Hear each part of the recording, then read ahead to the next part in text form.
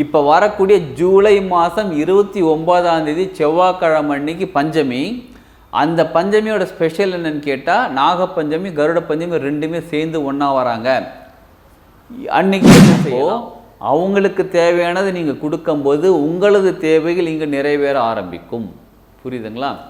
இப்போ நம்ம எதற்காக அது செய்கிறோம்? நமது தேவை நிறைவேறுவதற்காக. புரியுதுங்களா?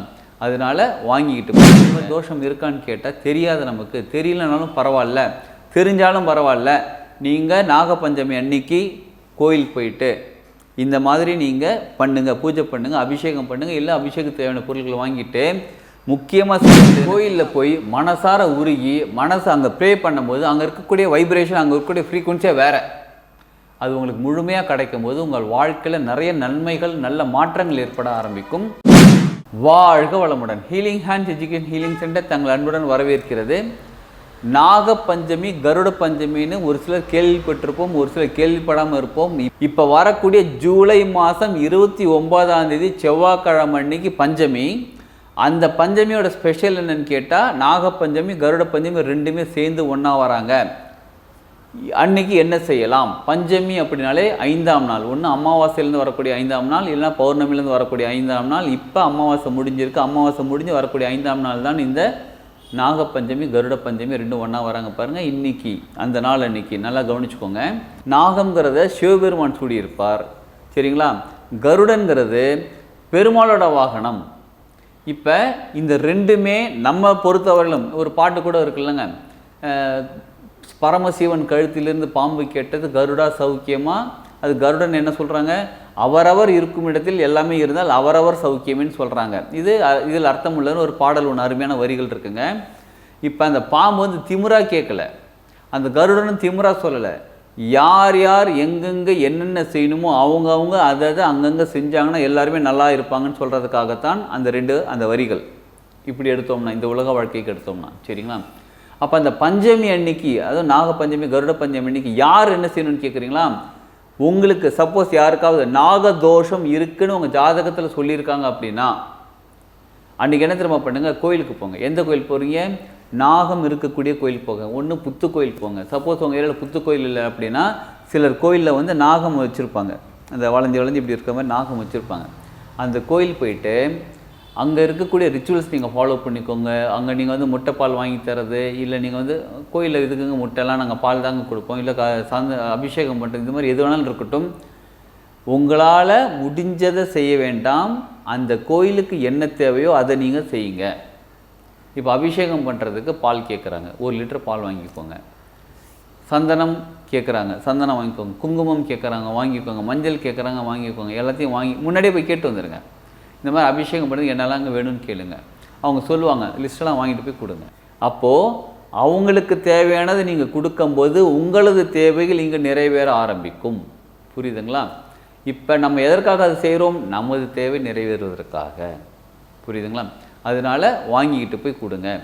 சிலர் என்ன பண்ணுவாங்க, நானே அபிஷேகம் பண்ணுறேன், நானே அலங்காரம் பண்ணுறேன்னு சொல்லி அந்த சிலை இருப்பாங்களே, நாகம்லாம் இருப்பாங்களா, அவங்களுக்கு செய்வாங்க. இப்போ யோசிச்சு பாருங்கள். இப்போ காலையில் 6 மணிக்கு ஒருத்தர் வந்து என்ன பண்ணுறாரு? அபிஷேகம் பண்ணுறாரு, நல்லா அலங்காரம் பண்ணிட்டு போகிறாரு. அவர் 1/2 மணி நேரத்தில் முடிச்சிடுறாரு. 6:30 மணிக்கு இன்னொருத்தர் வர்றாரு, மறுபடியும் பால் பேக்கெட் எல்லாத்தையும் கொண்டு வர, பால்லாம் கொண்டு வராங்க. திரும்ப எல்லாத்தையும் அலங்காரத்தெல்லாம் களைச்சிவிட்டு மறுபடியும் அபிஷேகம் பண்ணுறாங்க. இந்த மாதிரி எத்தனை தடவை பண்ணுறது? அதனால் என்ன பண்ணுங்கள், அந்த கோயில் அர்ச்சகர்கள் இருந்து அவங்களே செய்வாங்க அப்படின்னா எல்லாத்தையும் வாங்கிட்டு போய் கொடுத்தீங்கன்னா எல்லாத்தையும் சேர்த்து அவங்களே செஞ்சுருவாங்க. சில கோயில்களில் அவங்க யாரும் செய்ய மாட்டாங்க, நீங்கள் தான் செய்யணும்னா அப்போ நீங்கள் செஞ்சுக்கலாம். சரிங்களா? இதற்கு முன்னாடி இது ஆக்சுவலாக கோயிலில் இருக்கக்கூடிய சிலைகளை நம்ம தொடக்கூடாதுன்னு நம்ம சொல்லியிருக்கோம் ஏற்கனவே. பட் இந்த நேரங்களில் இந்த நாள் அன்னைக்கு நீங்கள் செய்யணும் அப்படின்றது அப்படின்னா உங்களுக்கு கர்மா வந்து உங்களுக்கு வழிவிட்டாங்க, அந்த கோயிலில் வழிவிட்டாங்க, பிரபஞ்சம் உங்களுக்கு அனுமதி கொடுத்தால் இதை நீங்கள் செய்யலாம். மற்றபடி அர்ச்சகர்கள் செய்கிறது ரொம்ப ரொம்ப சிறப்பு. சரி இது ஒன்று. எனக்கு நாகதோஷம் இருக்குது இல்லைன்னா தெரியல, பரவாயில்ல. நீங்கள் ஒரு இடம் வாங்கியிருக்கீங்க, ஒரு பில்டிங் கட்டுறீங்க, வீடு கட்டுறீங்க, ஏதோ ஒன்று கட்டியிருக்கீங்க, உங்களுக்கு தெரிஞ்சோ தெரியாமலோ அங்கே இருக்கிற ஒரு புத்தை இடிச்சிட்டிங்க. ஏன்னா காடு மாதிரி இருக்கக்கூடிய இடத்துல நிறைய பாம்புகள்லாம் இருப்பாங்க, நாகம் இருப்பாங்க. உங்களுக்கு தெரிஞ்சோ தெரியாமலோ அவங்களெல்லாம் கிளியர் பண்ணி விட்டு அப்படி கிளியர் பண்ணும்போது ஏதோ ஒரு 2-3 நாகம் செத்துருக்கலாம், இறந்துருக்கலாம். நமக்கு தெரிஞ்சோ தெரியாமலே அப்படியே நடந்திருக்கலாம். சரி, இப்போ நம்ம வீடெல்லாம் கட்டியாச்சு, என்னப்பா வீட்டில் ஒரே பிரச்சனையாக இருக்குது, இந்த மாதிரிலாம் இருந்துச்சுன்னா அது ஒரு நாகதோஷம். அதுவும் ஒரு நாகதோஷம் தான். சரிங்களா? அதையும் கிளியர் பண்ணுறதுக்கு நமக்கு தெரியாது. நம்ம அந்த மாதிரி பண்ணியிருக்கோன்னே தெரியாது. அப்போ என்ன பண்ணுங்கள், சப்போஸ் அந்த மாதிரி நீங்கள் வீடு கட்டியிருக்கீங்க, ஒரு காடு மாதிரி இருந்திருக்கு, அந்த இடத்துல வீடு கட்டியிருக்கீங்க, ஏற்கனவே ஒரு வீடு இருந்து அந்த வீடை இடிச்சிட்டு நீங்கள் புதுசாக வீடு கட்டினா அது வேறு. ஒரு லேண்டு புதுசாக வாங்கியிருக்கேன், நல்லா பெரிய கிரவுண்டாக இருக்குது, அந்த இடத்துல லேண்ட்லாம் வாங்கி எல்லாத்தையும் க்ளீன் பண்ணிவிட்டு வீடு கட்டியிருக்கேன் அப்படின்னா நீங்கள் நிச்சயமாக பண்ணிவிடுங்க. உங்களுக்கு நாகதோஷம் இருக்கா இல்லையான்லாம் பார்க்க வேண்டாம். நான் ஃப்ளாட் சிஸ்டம் வாங்கியிருக்கேங்க. நான் ஃப்ளாட்டில் எவ்வளோ பெரிய குடும்பத்தில் திரும்ப இருக்கேன், நான் எவ்வளோ பெரிய இடத்துல திரும்ப இருக்கேன்னா, நிறைய இடத்துல ஃப்ளாட் இருக்குது பார்த்தீங்களா. ஃப்ளாட் வந்து ஃபஸ்ட்டு காலி கிரவுண்டாக இருக்குது. அந்த காலி கிரவுண்டில் அவங்க என்ன பண்ணுறாங்க, ஃப்ளாட் கட்டுறவங்க அந்த பில்டர் இருக்காங்க, அப்புறம் எல்லாத்தையும் இடித்து கிளியர் பண்ணிவிட்டு அதுக்கப்புறமா அவங்க கட்டுறாங்க. அங்கே கூட நாகங்கள் இருந்து அந்த நாகம் வெளியில் போயிருக்கலாம், இறந்து போயிருக்கலாம், எப்படி வேணாலும் இருக்கலாம். அதோட தோஷம் கூட நம்மளை பாதிக்கலாம், நமக்கு அது தெரியாது. அது பில்டரோட பொறுப்பு இல்லை, கிடையாதுங்க. வாழ்கிறது யார், நம்ம தானே. நம்ம நார்மலாக கணபதி ஹோமம் பண்ணுவோம், நவகிரக ஹோமம் பண்ணுவோம், இந்த மாதிரி ஹோமம் பண்ணிட்டு போவோம். ஆனால் இந்த மாதிரி தோஷம் இருக்கான்னு கேட்டால் தெரியாது. நமக்கு தெரியலனாலும் பரவாயில்ல, தெரிஞ்சாலும் பரவாயில்ல.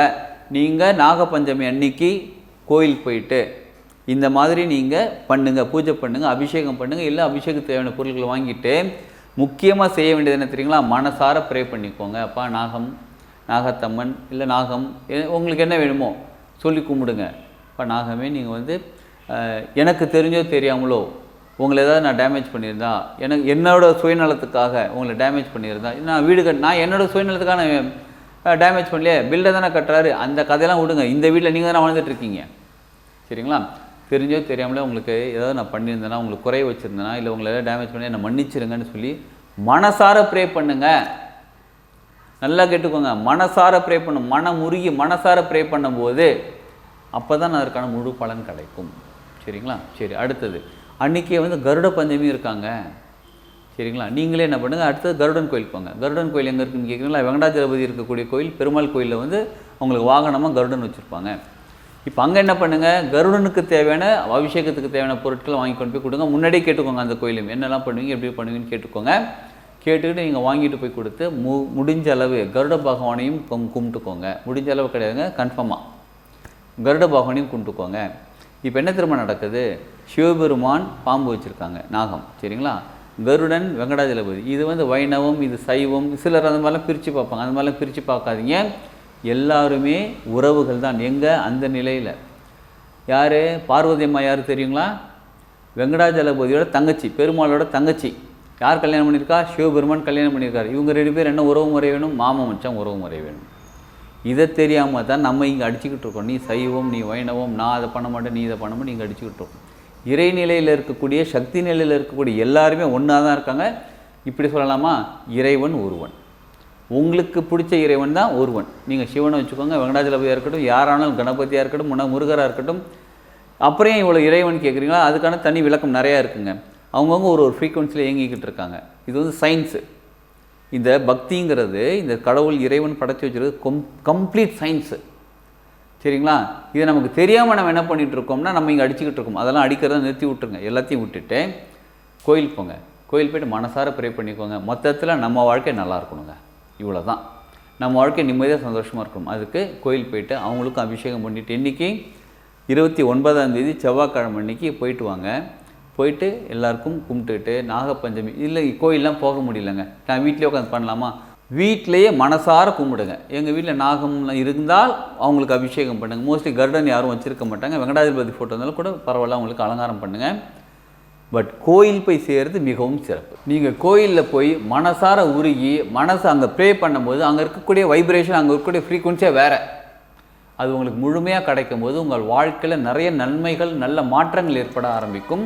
இப்போ வரக்கூடிய நாகப்பஞ்சமி, கருட பஞ்சமி, இந்த நாள் அன்றைக்கி பயன்படுத்தி, சப்போஸ் உங்களுக்கு தெரிஞ்சோ தெரியாமல் இருக்கக்கூடிய நாகதோஷம் எல்லாத்தையும் கிளியர் பண்ணி நம்ம வாழ்க்கையில் முன்னேறதுக்கான அடுத்த முயற்சி செஞ்சு, அந்த முயற்சியில் வெற்றி அடைவதற்கான எல்லா எனர்ஜியும் சக்தியும் கிடைக்கும்.